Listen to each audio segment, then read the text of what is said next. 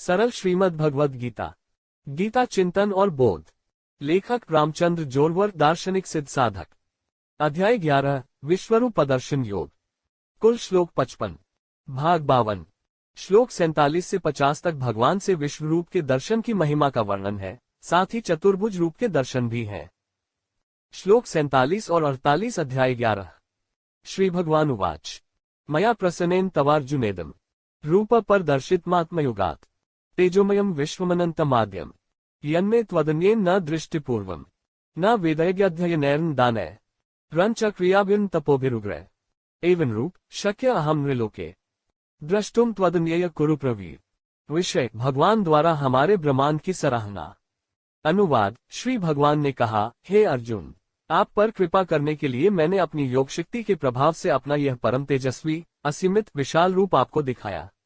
आपके अलावा इसे पहले किसी और ने नहीं देखा है। हे अर्जुन, मनुष्य लोक में मेरा ऐसा विश्वरूप वेदों के अध्ययन और यज्ञों, दान, वैदिक कर्मों और घोर तपस्याओं से भी तुम्हारे अतिरिक्त और कोई नहीं देख सकता। चिंतन। जब अर्जुन ने भगवान से विश्वरूप लेने के लिए कहा तो भगवान ने एक बार फिर अर्जुन को अपने विश्वरूप की महिमा के बारे में संक्षेप में बताया। भगवान ने कहा, हे अर्जुन, मैंने आप पर कृपा करने के लिए अपनी योग शक्ति के प्रभाव से यह परम तेजस्वी, सर्वव्यापी, असीम विराट रूप दिखाया, जिसे आपके अतिरिक्त पहले किसी ने नहीं देखा था। वह निश्चित रूप से उन लोगों का पक्ष लेंगे जिनसे भगवान प्रसन्न होते हैं। वह अर्जुन से बहुत प्रसन्न थे, क्योंकि अर्जुन उनका सच्चा भक्त बन चुका था। उन्हें उन पर पूरा भरोसा और विश्वास था, इसलिए परमेश्वर को उसकी चिंता हो रही थी। वह अपने शोक से बाहर निकलना चाहता था। वह अपने मन की उदासी को दूर करना चाहता था।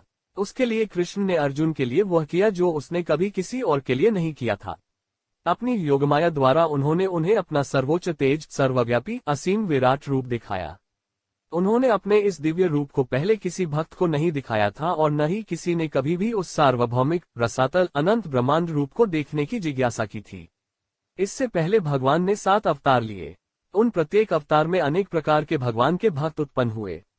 वे ईश्वर से गहरा प्रेम करते थे, आस्था रखते थे, उनकी सेवा करते थे, लेकिन विश्वरूप को देखने की किसी की जिज्ञासा नहीं थी। भगवान आत्मा की तरह, इसलिए भगवान स्वयं इस तरह किसी के सामने प्रकट नहीं हुए थे। अर्जुन की तरह राम अवतार में हनुमान भगवान के सबसे प्यारे भक्त हैं, लेकिन यहाँ तक कि हनुमान ने भी कभी भगवान श्री रामचंद्र के इस रूप को देखने का आग्रह नहीं किया। लक्ष्मण वास्तव में शेष के अवतार हैं, लेकिन उन्होंने भी कभी भगवान श्री रामचंद्र से ऐसी इच्छा व्यक्त नहीं की। कृष्ण अवतार में कृष्ण और अर्जुन को नर नारायण का अवतार माना जाता है। हालांकि यहाँ अर्जुन ने नारायण को पूरी तरह से जानने की कोशिश की, इसीलिए भगवान कृष्ण ने अर्जुन को अपना विराट रूप दिखाया। भगवान कृष्ण अर्जुन को अपने विश्वरूप दर्शन के बारे में आगे बताते हैं, हे अर्जुन, मनुष्यों में मेरा ऐसा विश्वरूप वेदों के अध्ययन और यज्ञों, दान, वैदिक कर्मों और घोर तपस्याओं से भी तुम्हारे अतिरिक्त और कोई नहीं देख सकता। और परमेश्वर का यह वचन बिल्कुल सत्य है। अर्जुन के बाद संजय के अतिरिक्त किसी को भी ईश्वर के इस विराट रूप को देखने का सौभाग्य प्राप्त नहीं हुआ। दुनिया आज इतनी आधुनिक हो गई है, कई नवाचार किए गए हैं, यद्यपि असाधारण दूरबीनों का आविष्कार किया गया है, फिर भी ब्रह्मांड की सबसे छोटी कक्षाएं उनकी पहुंच से बाहर हैं। तो हमें पता चलेगा कि उस समय भगवान कृष्ण के इस वचन में कितनी सच्चाई थी। भगवान कहते हैं, कोई कितना भी प्रयास करे, वेदों का अध्ययन करे, यज्ञ करे, दान करे, वैदिक कर्मकांड करे, घोर तपस्या करे, यह विश्वरूप आपको दोबारा नहीं दिखेगा। बोध। हम जैसे मनुष्यों की बहुत सी सीमाएं होती हैं। ईश्वर अनंत है, असीम है। उसे पूरी तरह से जानना और देखना हमारे लिए संभव नहीं है। उनके अनुसार हम नश्वर प्राणी हैं जो एक क्षण के लिए पैदा हुए हैं। हमारे और इस अनंत विशाल परमात्मा के बीच के अंतर से हमारे और सबसे छोटी चींटी के बीच का अंतर बड़ा है। इसलिए वह सबका ईश्वर, सबको जन्म देने वाला, जीवन देने वाला और सबको मृत्यु देने वाला है। यह बहुत ही तटस्थ है। उसके पास अपने जीवन के बारे में बहुत अधिक चिंता करने का कोई कारण नहीं है। हम हैं क्योंकि वह है, इसलिए हमें अपनी सीमाओं को पहचानना चाहिए और जितना हो सके उस ईश्वर को जानने का आनंद लेना चाहिए। इसी में हमारा कल्याण और प्रसन्नता निहित है। श्लोक 49, अध्याय 11। मा ते व्यथा मा च विमुभावो दृष्ट्वा रूप घोरमि दीन मेदम व्यपेद भी प्रीतमना पुनस्त्व तदेव में रूपमिदम प्रपश्य। विषय, अर्जुन को धीरज देकर अपना चतुर्भुज रूप दिखाना। अनुवाद। मेरे इस भयानक रूप को देखकर तुम न भयभीत होना और न मोह में पड़ना। आप भय को छोड़कर प्रेम में हृदय से इस शंख चक्र गदा पद्म को धारण किए हुए मेरे चतुर्भुज रूप को फिर से देखें। चिंतन। भगवान कृष्ण अर्जुन को प्रोत्साहित कर रहे हैं। भगवान अर्जुन से कहते हैं, मेरे इस भयानक रूप को देखकर तुम न तो भयभीत हो और न ही मोह में पड़ो। तब अर्जुन भगवान के विश्वरूप को देखकर भयभीत हो गया। वह उनसे अपना विराट रूप छिपाने को कह रहा है। अर्जुन को विश्वास हो गया कि वह अधिक समय तक भगवान के इस भयानक रूप के दर्शन नहीं कर पाएगा। ईश्वर का वह विशाल दिव्य तेजोमय रूप उसके नेत्रों को आलोकित कर रहा है। यह सामान्य सूर्य को देखने से भी अधिक तीव्र है। यह हजारों सूर्यों की तरह एक साथ चमकता है। इसीलिए अर्जुन उससे अनुरोध कर रहा है कि जैसे ही वह संतुष्ट हो जाए और भगवान को जान जाए, वह रूप धारण कर ले। अर्जुन की इस मन स्थिति को देखकर भगवान ने भी उसे दिलासा और हिम्मत दी है। उसे कहा जा रहा है कि डरो मत, भ्रमित मत हो। वे अपने विष्णु रूप में पुनः प्रकट होकर भगवान अर्जुन से कहते हैं कि तुम अपना भय त्याग दो और प्रेमपूर्ण हृदय से शंख चक्र गदा पद्म धारण किए हुए मेरे इस चतुर्भुज रूप को फिर से देखो। उन्होंने अभी तक श्रीकृष्ण का मूल रूप धारण नहीं किया है। अर्जुन भगवान विष्णु के उस रूप को देखना चाहता है जिसे वह जानता है। तो अर्जुन भगवान से विष्णु के रूप में आने के लिए कह रहे हैं। उनके वचन का सम्मान करते हुए भगवान विष्णु के रूप में आए हैं और उन्हें दर्शन दे रहे हैं। अब अर्जुन के सामने भगवान का वह भयानक रूप नहीं है, वह अब उन्हें शंख चक्र गदा पद्म धारण किए हुए चतुर्भुज रूप में देखता है। विष्णु का वह नीलमय कोमल रूप अब उनके मन और आंखों को शांति दे रहा है।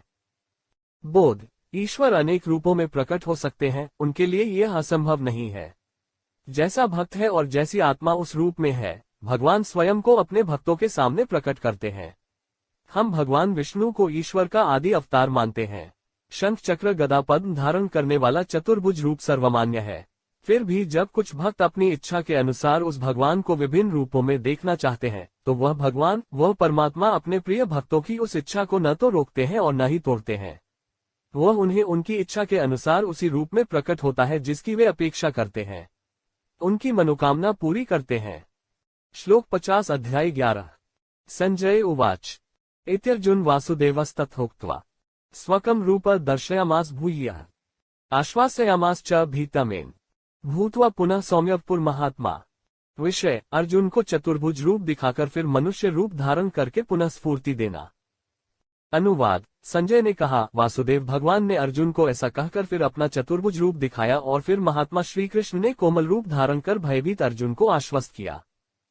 चिंतन। भगवान कृष्ण ने अर्जुन को विष्णु का अपना चतुर्भुज रूप दिखाया, लेकिन भगवान कृष्ण ने महसूस किया कि अर्जुन वासुदेव के उस रूप को भी हमेशा के लिए देखने में सक्षम नहीं थे। हम स्वभाव से दो हाथ वाले इंसान को देख सकते हैं, लेकिन चतुर्भुज भगवान भी हमेशा एक ही अवस्था में नहीं देखे जा सकते। यदि भगवान अपने चार हाथों के साथ प्रकट होते हैं, तो हमारा ध्यान भगवान के चेहरे के बजाय उनके चार हाथों को देखने पर केंद्रित होगा।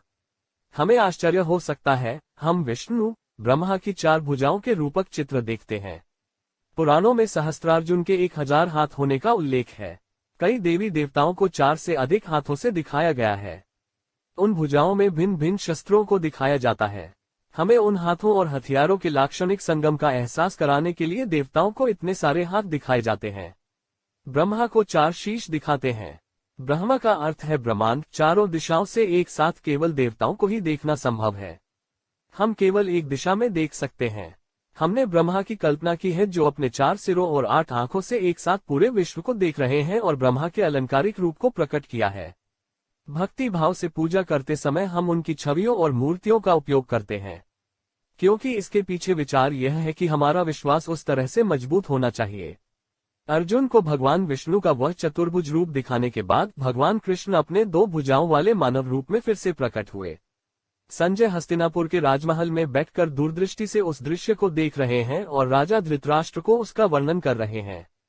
संजय ने कहा, भगवान वासुदेव ने अर्जुन से ऐसा कहकर पुनः अपना चतुर्भुज रूप दिखाया और फिर महात्मा श्री कृष्ण ने सौम्य रूप धारण कर भयभीत अर्जुन को आश्वस्त किया। अब अर्जुन अपनी भयावह भयभीत अवस्था से पूरी तरह बाहर आ गया। साक्षात ईश्वर को उनके विराट रूप में देखकर उनके अनेक संदेह परस्पर दूर हो गए। कई भ्रम टूटे। उन्हें विश्वास हो गया था कि इस ब्रह्मांड में केवल ईश्वर के अलावा कोई अन्य शासक नहीं है। परमेश्वर ने स्वयं उसे दिखाया कि मनुष्य की तुलना परमेश्वर से कितनी विनम्र और महत्वहीन है। अर्जुन ने हमें बताए बिना ही यह जान लिया कि जीवन भर हम बिना किसी कारण के अनेक भ्रमों, अभिमान और अहंकार में जीते हैं। उन्होंने महसूस किया कि ईश्वर और मनुष्य के बीच एक चींटी और इंसान की तुलना में अधिक तुलनीय संबंध है, और अंत में उनका मन उन सभी टूटे हुए, लुप्त हो चुके भ्रमों के साथ शांति में था। वह बार बार उस परमात्मा को अपने घनिष्ठ मित्र श्रीकृष्ण के रूप में देख सकता था। बोध। स्वभाव से मनुष्य बहुत दुर्बल है, लेकिन उसकी बुद्धि बहुत तीव्र है, विशाल है। इसीलिए उसने इस धरती पर अपना साम्राज्य प्रकट किया है और अन्य ग्रहों और तारों तक अंतरिक्ष में छलांग लगा दी है।